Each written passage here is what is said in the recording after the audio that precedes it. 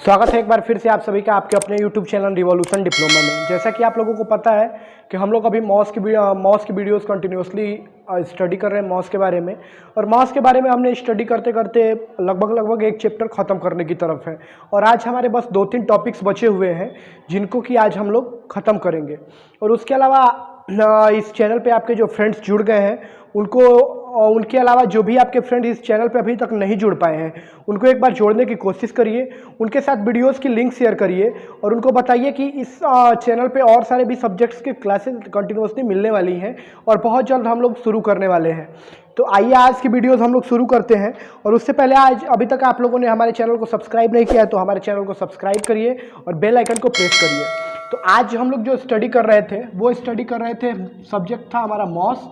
और मॉस के अंदर स्ट्रेस स्ट्रेन जो हमारा चैप्टर है पहला, उसको हम लोग कंटिन्यूसली स्टडी करते करते आधा तो हम लोगों ने स्टडी कर लिया था।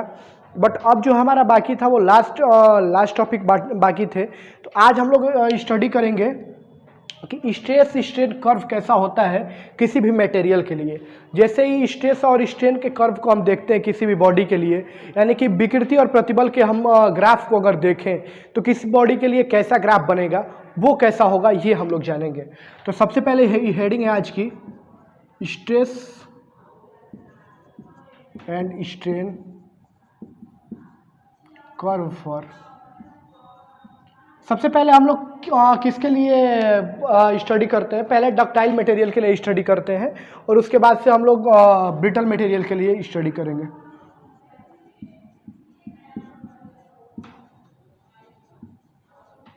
मटेरियल, ठीक है, हमारा ये आज का टॉपिक है। और जैसे ही हम लोग शुरू करते हैं तो हम लोग क्या करते हैं, ग्राफ बनाते हैं, ग्राफ के अंदर देखते हैं, पूरा स्टडी करते हैं। तो इसको मिटा के मैं ऊपर लिख देता हूँ, ऊपर से ही स्टडी करना हम लोग शुरू करते हैं।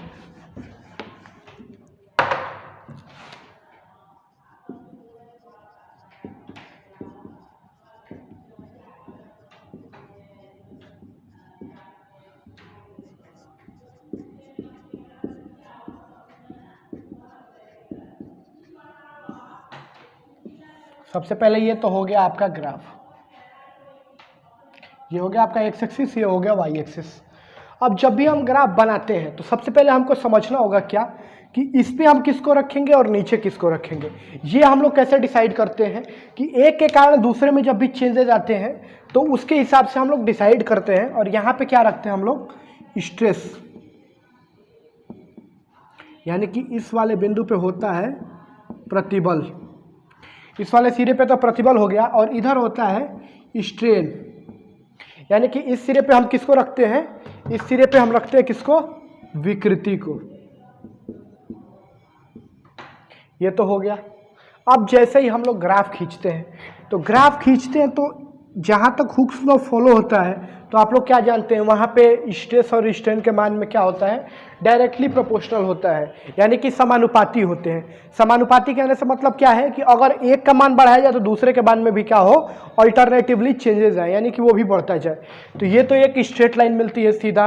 और उसके बाद से एक कंडीशन आता है, यहाँ पे मान लेते हैं हम लोग ए, पहला कंडीशन आ गया। और इस कंडीशन को क्या कहते हैं, इस कंडीशन को कहते हैं प्रोपोर्शनलिटी लिमिट, यानी कि समानुपाती सीमा। ये हमारा कौन सा कंडीशन हो गया,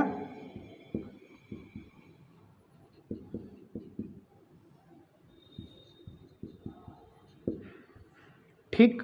अब इसके बाद से हम लोग फिर से आगे बढ़ते हैं तो ये आता है हमारा आगे बी।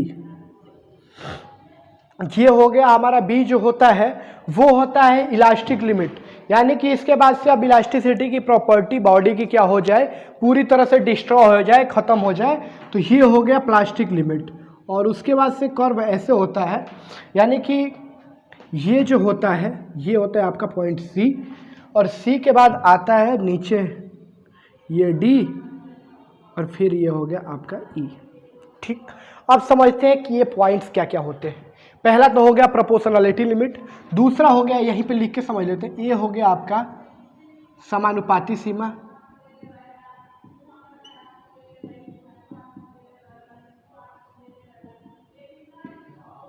बी हो गया प्रत्यास्था सीमा,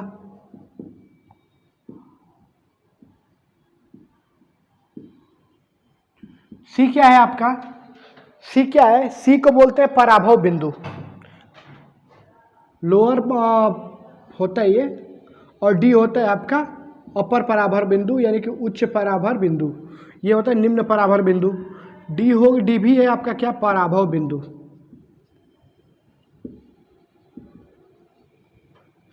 ई क्या है आपका?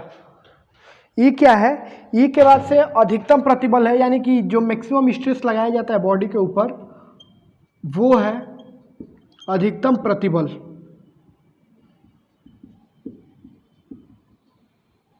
उसके बाद से ई के बाद से ये है पॉइंट एफ के बाद से क्या हो जाता है? पॉइंट के अंदर फ्रैक्चर आ जाते हैं।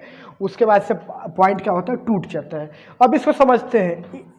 ये मान लीजिए ओ है, तो ओरिजिन से लेके ए तक क्या होता है? हुक्स लॉ फॉलो होता है। इसी रीजन में क्या होता है? ये जो रीजन है आपका, इसके अंदर ही हुक्स लॉ को फॉलो करता है कोई भी मटेरियल। यानी कि हुक्स लॉ को फॉलो करता है तो क्या करता है कि अगर हम स्ट्रेस का मान बढ़ाते जाते हैं तो क्या होता है? स्ट्रेन के मान में भी अल्टरनेटिवली चेंजेस आते रहते हैं। स्ट्रेन का मान भी लगातार कंटिन्यूअसली बढ़ता रहता है। अब जैसे ही हम लोग ए से ज़्यादा फोर्स लगाते हैं तो क्या होता है? ए से जैसे ही हम लोग ज़्यादा फोर्स लगाना शुरू किए तो बॉडी में क्या होगा? इलास्टिसिटी की प्रॉपर्टी तो बनी रहेगी, बट वो हुक्स लॉ को फॉलो नहीं करेगा। मतलब कहने का क्या है कि अगर यहाँ तक अगर हम फोर्स लगा दें, यहाँ से यहाँ तक, तो क्या होगा? बॉडी अपने शेप को रीगेन तो कर लेगा, बट उसके अंदर क्या होगा? हुक्स लॉ को फॉलो नहीं करता रहा होगा वो बी तक। और बी के बाद आता है सी। सी क्या कहते हैं? सी को कहते हैं पराभव बिंदु, क्योंकि उसके बाद बिना बल लगाए ही बॉडी में क्या हो जाता है? एक बार चेंजेस आ जाते हैं। जैसा कि आप लोगों ने कभी कभी किसी बॉडी पे फोर्स लगाया होगा, प्लास्टिक की किसी भी पाइप वाइप को खींच रहे होंगे आप लोग, तो क्या आप लोगों ने नोटिस किया होगा कि काफ़ी देर तक एक फोर्स लगाते रहते हैं, आप लोग लगाते रहते हैं, पर क्या होता है? एक टाइम पे ऐसा होता है कि उतना ही फोर्स लगा रहे हैं और उससे थोड़ा सा ज़्यादा लगा रहे हैं और बॉडी में अल्टरनेटिवली बहुत ज़्यादा चेंजेस आ जाते हैं। तो वो वाला पॉइंट क्या है? सी है। और सी से थोड़ा सा फोर्स आप कम भी लगाते हैं तो भी उसके अंदर खिंचाव होता जाता है। और उसके बाद से आता है लास्ट, यानी कि अधिकतम प्रतिबल। वो उससे ज़्यादा स्ट्रेस सहन नहीं कर सकता। ये है पॉइंट ई। और ई के बाद से आता है एफ पॉइंट, कि उससे थोड़ा सा ज़्यादा आप लोग जैसे ही लगाते हैं फोर्स तो क्या होता है? एफ पे पॉइंट फ्रैक्चर हो जाता है, यानी कि टूट जाता है। तो ये था हमारा स्टडी था जो टोटल कि प्रतिबल और विकृति के बीच में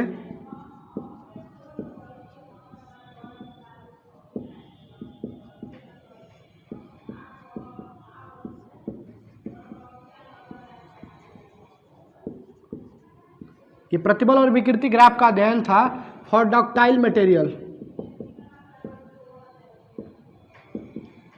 ये डक्टाइल मटेरियल के लिए था। और इसके बाद से हमारा जो अगला है वो क्या है? ब्रिटल मटेरियल यानी भंगुर पदार्थों के लिए है। अब अगला जो है हमारा प्रतिबल और विकृति का ही अध्ययन है, वो किसके लिए है? वो है भंगुर पदार्थों के लिए।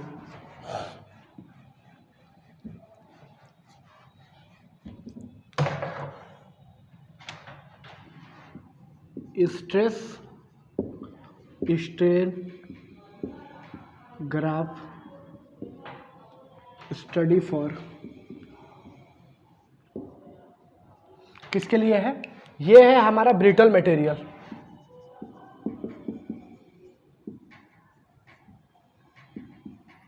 यानी कि भंगुर पदार्थों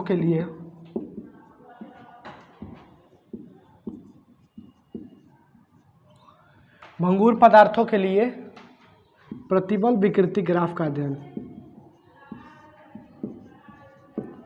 विकृति ग्राफ का अध्ययन, ये हो गया आपका ये अगला। अब अगला भी है तो क्या है? ग्राफ तो भैया वैसे ही बन रहा होगा, सेम बन रहा होगा। कहने से मतलब क्या है? जैसे ही हम लोग फिर से ग्राफ बनाएंगे तो क्या करेंगे? फिर से वही सेम सिचुएशन। यहाँ ऊपर हो गया, जो हो गया वो क्या होगा आपका? ऊपर होगा वो होगा आपका स्ट्रेस, यानी ऊपर होगा प्रतिबल और नीचे होगा विकृति। हो गया ये हो गया। अब क्या करेंगे हम? अब जैसे ही इसके लिए हम लोग ग्राफ का स्टडी करना शुरू करते हैं तो होता क्या है कि ग्राफ का जो पहला वाला स्टार्टिंग पोर्शन होता है वो होता है कुछ ऐसे। ठीक, इसमें हमें कई सारे पॉइंट्स नहीं मिलते हैं। सबसे पहला कि कंडीशन क्या है, ब्रिटल मटेरियल आप लोग जानते होंगे, ये तो इलास्टिक मटेरियल है नहीं, तो इलास्टिक मटेरियल नहीं है तो इसका मतलब कि इसमें इलास्टिक पॉइंट भी नहीं होगा, यानी कि प्रत्यास्थी पिंड तो है नहीं कि जिसके ऊपर हम लोग क्या करें, फोर्स लगाए तो उनके स्ट्रेचेबल हो, यानी कि उनके शेप में चेंजेस हो और बाद में जैसे ही फोर्स हम रिमूव कर ले वो अपने ओरिजिनल शेप पे आ जाए, ऐसा तो इनके अंदर होगा ही नहीं, बिल्कुल नहीं। तो ये नहीं होगा। तो ब्रिटल मटेरियल होते क्या है, भंगुर पदार्थ। आप लोगों को याद हो कि जब से, जैसा कि हम लोगों ने पढ़ा था अपने तीसरे या चौथे क्लास में, तो भंगुर पदार्थ क्या होते हैं, भंगुर पदार्थ वो पदार्थ होते हैं जिनके ऊपर जैसे ही हम फोर्स लगाते हैं क्या हो जाए, वो एक कैपेसिटी तो वियर करें, थोड़ा सा तो वियर करें जैसे ही, और जैसे ही थोड़ा सा से ज़्यादा होता है वो टूट जाते हैं। एग्जाम्पल हम लोगों ने क्या लिया था वहाँ पे, एग्जाम्पल लिया था हमारे चीनी मिट्टी के बर्तन, या उसके अलावा हम लोगों ने लिया था चाय की कप, गिलास, ये सब लिए थे। जो शीशे वाले गिलास हैं, सॉरी ये गिलास नहीं, जो आपके स्टील के बने हुए वो तो ब्रिटल मटेरियल में आएंगे नहीं। आपको पता होना चाहिए जो शीशी के गिलास होते हैं उनमें क्या होता है, ज़्यादातर फोर्स लगता है तुरंत टूट जाते हैं। जैसे ही हम लोग हाथ में पकड़े रहते हैं तो हार्ड तो लगते हैं वो, जैसे ही वहाँ से टूट के जैसे हमारे हाथों से छूट के अगर वो ज़मीन पे गिरते हैं तो वो क्या हो जाता है, वो टूट जाते हैं। तो वो भी क्या है, वो भी तो ब्रिटल मटेरियल है। तो इसमें जैसे जैसे फोर्स हम लोग बढ़ाते जा रहे हैं क्या हो जा रहा है, एक टाइम पे आके एकाएक ये फ्रैक्चर हो जा रहा है, यानी कि इसके अंदर टूट जा रहा है। तो इसके अंदर हमारा क्या होगा, एक कंडीशन जो एकदम इम्पॉर्टेंट है वो हमारे लिए इम्पॉर्टेंट है। क्या इसमें एक टॉपिक है प्रूफ स्टेट्स, हिंदी में भी वैसे ही है, प्रूफ स्टेट्स। अब ये क्या होता है, प्रूफ स्टेट्स क्या होता है, इस वाले का ग्राफ को पूरा आप लोग स्टडी करेंगे तो उसमें सबसे पहला इंपॉर्टेंट पॉइंट यही है कि प्रूफ स्टेट होता क्या है। यानी कि प्रूफ स्टेट वो कंडीशन है कि किसी भी अगर स्ट्रेस स्ट्रेन ग्राफ के ऊपर किसी भी संगत विकृति के संबंध, किसी भी विकृति के संगत प्रतिबल का मान, यानी कि मान लीजिए कि अगर हम विकृति देखते हैं यहाँ पे, तो ये क्या होगा, स्ट्रेस तो ऐसे आएगा, तो ये वाला जो इस विकृति के लिए ये क्या होगा, प्रूफ स्टेट्स होगा।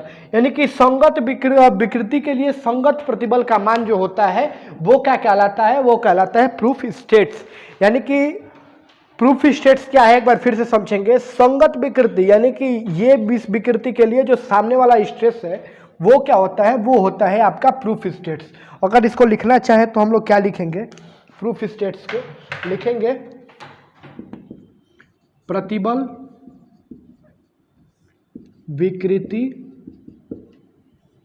वक्र पर। प्रतिबल विकृति वक्र पर क्या हो भैया, किसी निश्चित विकृति,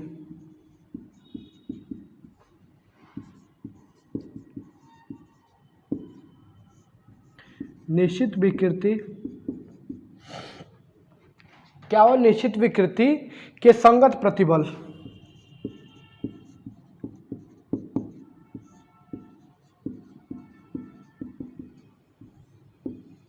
के मान को क्या कहते हैं, हम इसको ही कहते हैं आपका प्रूफ स्टेट्स।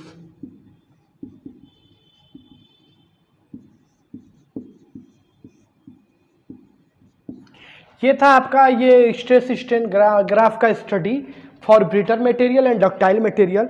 एक और टॉपिक आपका मेरे ध्यान से बहुत ही ज़्यादा इंपॉर्टेंट है, वो क्या है कि आगे की आपकी जब भी आप स्टार्ट करोगे, जैसे ही कल से हम लोगों की क्लासेस स्टार्ट होंगी तो हम लोग बीम और इसके बारे में स्टडी करेंगे, बीम के बारे में, और deflection, shear force, bending moment study करेंगे कल का जो हमारा अगला चैप्टर है।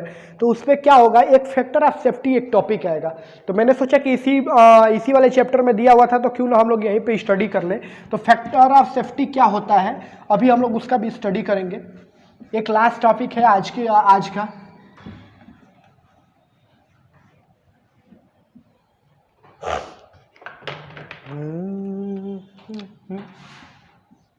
Factor of safety. Factor of safety यानी कि इसको अगर हिंदी में कहें तो क्या कहेंगे, सॉरी बार बार चेंजेस हो जा रहे हैं, सुरक्षा गुणांक। अब इसके नाम से ही क्या हो रहा है, आपको क्लियर हो रहा है कि ये क्या होगा, कुछ न कुछ रिलेटेड कहाँ से होगा, आपकी सुरक्षा से। अब फैक्टर ऑफ सेफ्टी, सेफ्टी मतलब क्या होता है, आपकी सुरक्षा, यानी कि आप किसी भी, मान लीजिए कि आप एक बड़े बिल्डिंग में चले गए।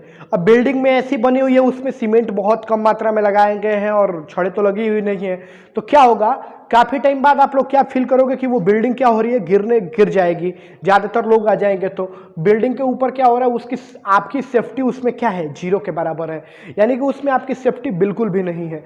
यानी कि उसको बनाने में क्या किया गया है, खराब चीज़ों का यूज़ किया गया है। तो जैसे ही हम लोग पूरा मटेरियल के बारे में ही स्टडी कर रहे हैं इस बुक के अंदर, तो हम लोग क्या देखते हैं कि पूरा मटेरियल में क्या है, सबसे पहले उसको पता होना चाहिए मटेरियल में जब भी आप यूज़ करेंगे तो ये तो आपको पता होना चाहिए कि मटेरियल में क्या कितने अमाउंट में लग रहा है।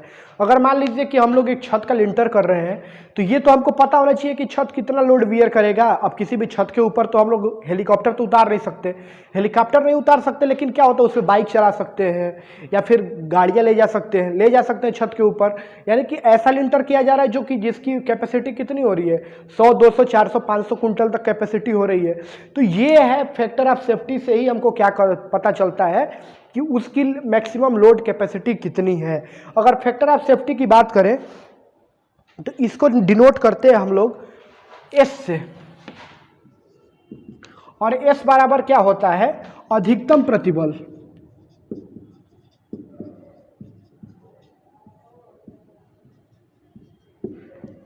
अपान। अब अधिकतम प्रतिबल तो हो गया, तो अब क्या होगा, जो उस पे काम कर रहा होगा,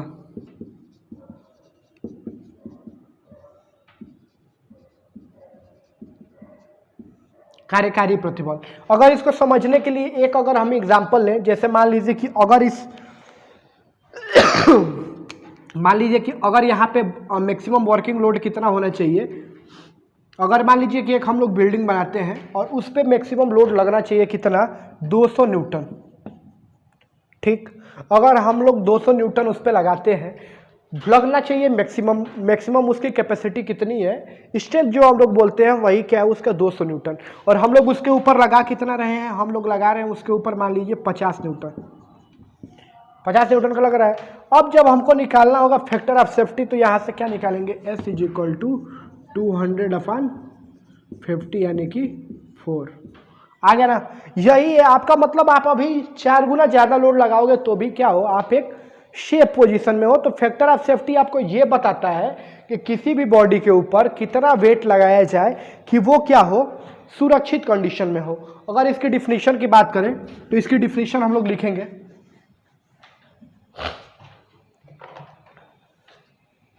अधिकतम प्रतिबल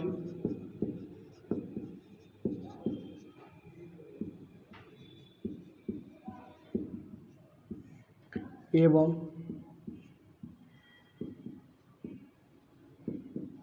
कार्यकारी प्रतिबल, अधिकतम प्रतिबल और क्या हो, साथ साथ कार्यकारी प्रतिबल के अनुपात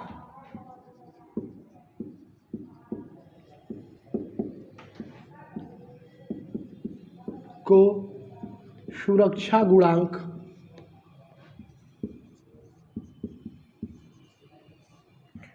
कहते हैं।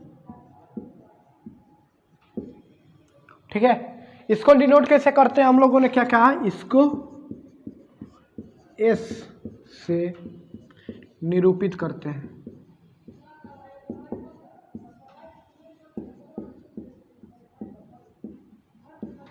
तो ये था आपका पूरा क्या, ये था आपका पूरा पहले चैप्टर, और आज ये कंप्लीट हो रहा है। कंप्लीट होने के बाद अगर आप लोगों को न्यूमेरिकल्स चाहिए, न्यूमेरिकल के भी आप चाहते हो कि सॉल्यूशन हो, तो आप कमेंट सेक्शन में एक बार जरूर बताइए। उसके अलावा अगर आप चाहते हो कि कल से अगला चैप्टर शुरू हो, तो कमेंट सेक्शन में एक बार जरूर बताइएगा।